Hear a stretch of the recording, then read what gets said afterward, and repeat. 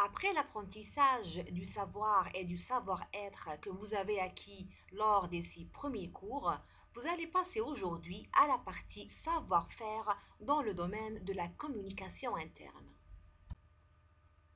Le principal savoir-faire qu'un responsable de la communication interne doit maîtriser est celui de la mise en place d'une stratégie de communication interne. Ainsi, pour vous simplifier l'apprentissage, ce cours comporte 3 parties complémentaires. Nous abordons dans cette vidéo la première partie. Il faut savoir que la démarche pour la mise en place d'une stratégie de communication interne est la même pratiquée pour la communication externe. C'est-à-dire que les étapes qu'on va suivre pour mettre en place une stratégie de communication interne sont proches de celles de la communication externe. Sauf que la seule différence réside dans la cible visée. C'est ce qu'on a appelé les acteurs de l'entreprise. La démarche de la mise en place d'une stratégie de communication interne se compose de 2 étapes. La première étape consiste à réaliser le diagnostic de la communication interne. La seconde consiste à mettre en place la stratégie de communication interne. Et donc, je vous conseille de bien garder ce schéma en tête tout au long du cours. Commençons à présent par la première étape, celle de la réalisation du diagnostic de la communication interne. Et donc, en quoi consiste de réaliser un diagnostic ou un audit? Faire le diagnostic de la communication interne consiste à étudier l'état de la communication interne. C'est d'analyser l'état actuel de la communication interne de l'entreprise. Ensuite, d'évaluer l'image interne, autrement dit, de définir la perception du personnel par rapport à l'image interne de l'entreprise. Et de définir les attentes du personnel, c'est-à-dire de déterminer le besoin du personnel par rapport à la communication interne. Ceci dit, 2 paramètres sont à considérer. D'abord, en tant que manager ou en tant que responsable de la communication interne, voire responsable de l'entreprise, il faut accepter de remettre en cause les politiques menées dans le passé, d'accepter de remettre en cause les habitudes prises, d'accepter de remettre en cause le mode de fonctionnement actuel et le mode d'organisation de l'entreprise, d'accepter d'être critiqué, d'accepter les critiques positives, d'accepter de revoir une pratique de gestion ou un comportement, etc. Deuxième paramètre à considérer est qu'il faut savoir que la démarche d'audit suppose une continuité et donc le recours à des outils d'écoute permanents comme le baromètre du climat interne, comme l'enquête interne, l'entretien formel, l'entretien informel, etc. Question qui se pose, quand faut-il faire le diagnostic de la communication interne? Eh bien, on réalise le diagnostic de la communication lorsque le climat social se dégrade, lorsque le climat interne devient morose, lorsque l'environnement interne se dégrade avec les conflits, avec le cloisonnement du personnel, avec des problèmes sans fin, etc. Alors ici, on dit qu'il y a nécessité de réaliser le diagnostic de la communication interne pour définir notamment l'état actuel du climat interne de l'entreprise. Ensuite, lorsqu'on a un fort taux d'absentéisme ou un turnover élevé, alors un turnover élevé, ça veut dire un taux élevé de démission. Donc pour les 2 cas, donc soit qu'on a un taux élevé d'absentéisme, soit un taux élevé de démission, pour les 2 cas, on doit réaliser le diagnostic de la communication interne pour trouver pourquoi ce taux est élevé, pour trouver les causes. Troisièmement, lorsqu'on a une baisse de la productivité, ici la productivité du travail. Donc, on dira que le personnel devient moins productif. Pourquoi? Et c'est le rôle du diagnostic de la communication interne de définir, mais de trouver, mais de détecter pourquoi cette baisse de productivité. Je vais vous donner un exemple très simple afin que vous puissiez comprendre le concept de la productivité. Bien le concept de la baisse de la productivité. Alors, avant, en une heure, un employé fabriquait 10 unités d'un produit. Après, le même employé, en une heure, il fabriquait 6 unités du même produit. Donc, ici, on dit qu'il y a une baisse de la productivité. Quatrièmement, on réalise un diagnostic de la communication interne pour une nouvelle organisation de l'entreprise. Et donc, pour chaque nouvelle organisation de l'entreprise, il faut réaliser un diagnostic pour assurer de bonnes bases à cette nouvelle organisation et pour lui réunir toutes les conditions favorables à sa mise en place. Idem, même chose pour une nouvelle stratégie de communication.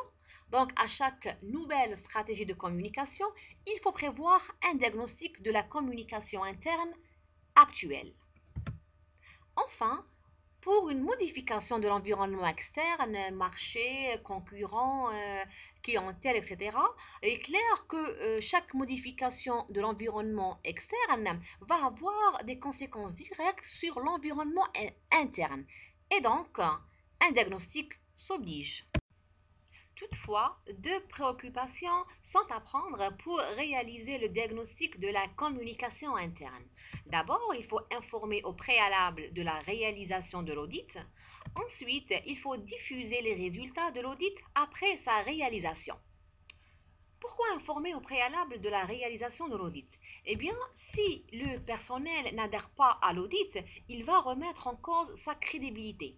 De plus, il est essentiel d'informer le personnel sur l'éventuelle réalisation des diagnostics internes, notamment sur le respect de l'anonymat des réponses et de l'assurer qu'il va encourir aucun risque. De plus, il est important de l'informer sur l'objectif du diagnostic et sur les retombées positives qu'il va avoir sur, par exemple, l'amélioration des conditions de travail ou bien sur l'amélioration du climat interne en général. Car l'adhésion du personnel à l'audit est une condition sine qua non de sa réussite et une garantie de la crédibilité des réponses du personnel. Ensuite, pourquoi il est important de diffuser les résultats de l'audit après sa réalisation, notamment aux personnes concernées? Eh bien, il faut savoir que cette pratique, elle va permettre d'une part de valoriser les participants à l'audit, comme quoi leur participation, bien leur implication a donné un résultat. Et ce feedback post-diagnostic est très important aux yeux des employés car ça va les motiver à participer à d'autres enquêtes et à s'impliquer toujours plus dans la vie de l'entreprise. Voyons maintenant par qui doit être mené l'audit. Est-ce par un membre de l'entreprise ou bien par un consultant externe? Il faut savoir qu'il existe trois possibilités. On peut faire appel à un membre de l'entreprise s'il bénéficie d'une connaissance approfondie de l'entreprise. Alors, cette option, c'est la moins coûteuse, mais elle porte le risque de conflit d'intérêts. Possible que le résultat de l'audit ne reflète pas vraiment la réalité, par peur de remettre en cause une organisation, des pratiques, des décisions prises par le passé, etc. Deuxième possibilité, c'est de faire appel à un consultant externe.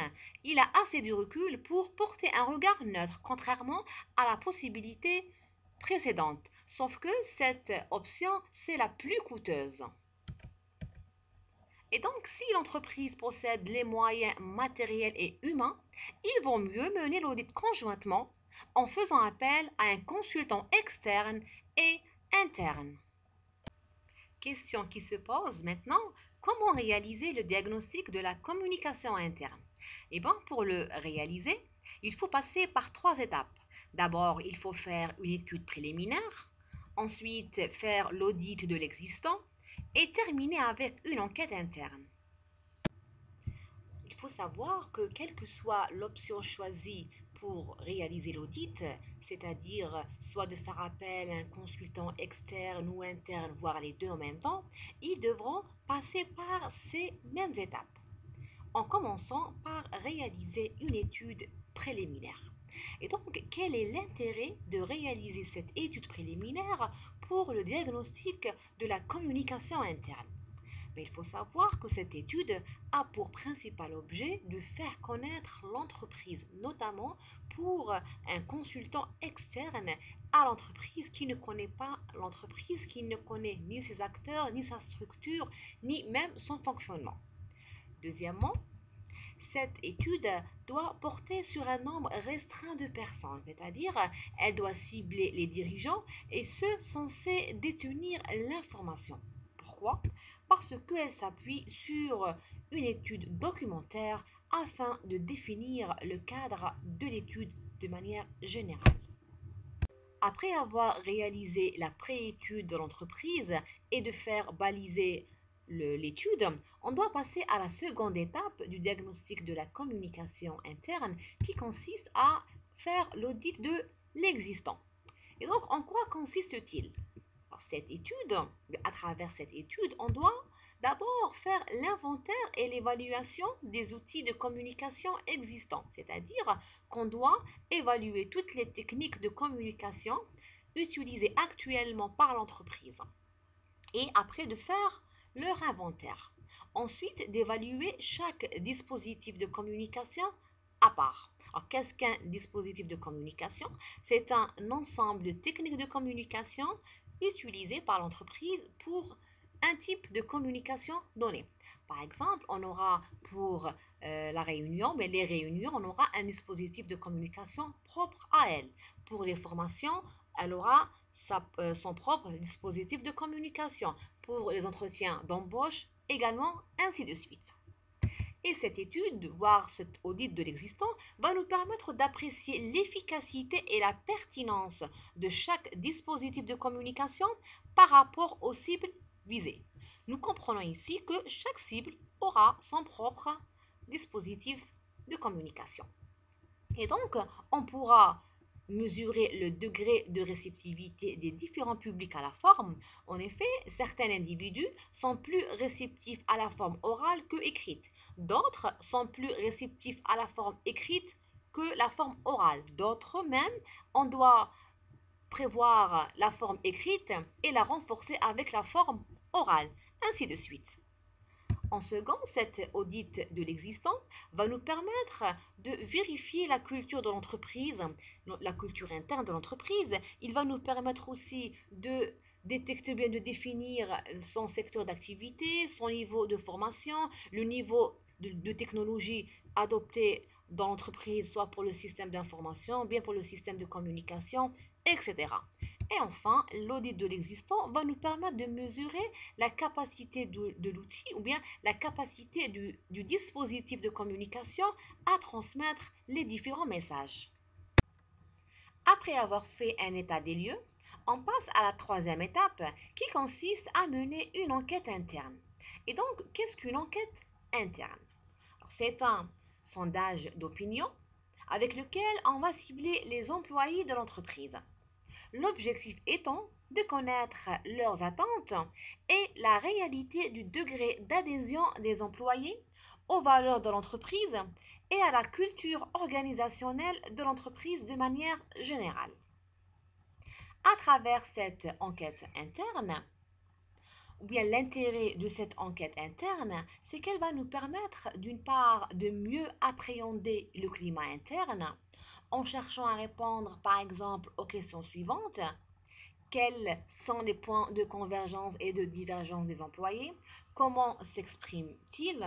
Quel est leur avis concernant l'hygiène? Quel est leur avis concernant la sécurité ou bien le système de sécurité adopté par l'entreprise? Quel est leur point de vue concernant le système des formations ou bien l'organisation de l'entreprise, etc. D'autre part, l'enquête interne nous permettra de mieux appréhender l'image interne. Ceci en cherchant à répondre à comment les employés perçoivent-ils leur entreprise, ou bien se sentent-ils valorisés ou pas, etc. Les modalités de l'enquête interne seront déterminées en fonction des objectifs de l'étude, du type d'entreprise, des contraintes de temps et de coûts. Autrement dit, pour mener l'enquête interne, on doit considérer ou bien on doit prendre en compte plusieurs paramètres.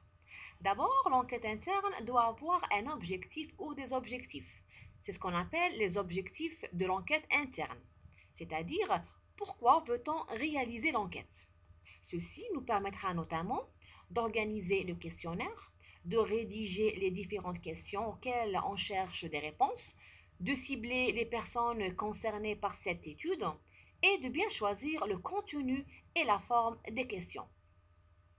Ensuite, l'enquête interne se définira par rapport au type d'entreprise. Est-ce une entreprise locale?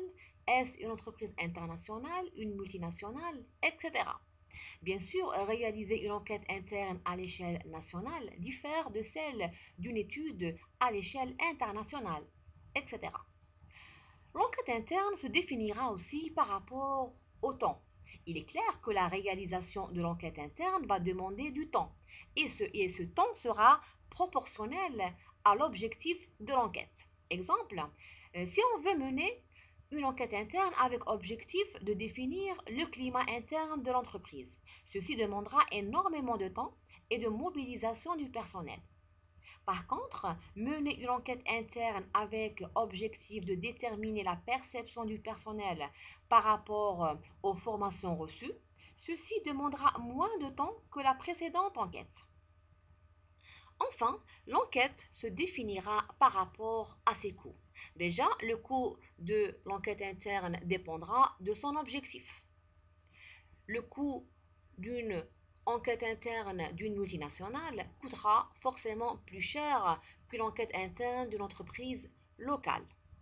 Et bien sûr, le temps c'est de l'argent. Il faut savoir que le fait de réaliser une enquête interne, quel que soit son objectif, ça va absorber beaucoup de temps, notamment pour les participants ou les personnes interrogées qui vont prendre de leur temps de travail ou bien de leur temps de repos pour répondre aux questionnaires de l'enquête, ce qui représente un manque à gagner énorme pour l'entreprise.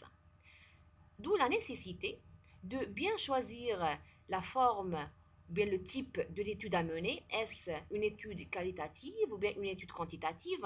D'où la nécessité de bien organiser le questionnaire, de bien rédiger les différentes questions, de bien choisir la forme des questions. Allons-nous opter pour des questions ouvertes, des questions fermées, des questions choix multiples, bien faire un mélange? Et enfin, et surtout, de bien choisir la période pour lancer l'enquête interne. Normalement, à présent, vous êtes en mesure et vous êtes capable de réaliser le diagnostic de la communication interne suivant ces 3 étapes. Voilà, nous avons terminé avec la première étape de la démarche de la mise en place d'une stratégie de communication interne. Ainsi, une fois le diagnostic de la communication interne réalisé, nous passons à la deuxième étape qui est celle de la mise en place de la stratégie de communication interne. Cette première vidéo du cours de la stratégie de communication interne est achevée.